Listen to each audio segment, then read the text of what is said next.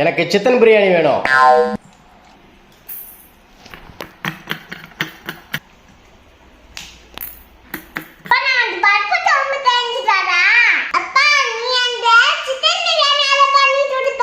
அதுக்கு தான் அடி போடுறேன். நீ பருப்பு சோறு செஞ்சு தர, நான் உனக்கு சிக்கன் பிரியாணி ஆர்டர் பண்ணி தரணுமா? தம்பி, நீ அதிகமாக சிக்கன் சாப்பிடக்கூடாதுப்பா. போன வாரம் தானே மீன் மட்டன்லாம் வாங்கி கொடுத்தேன்.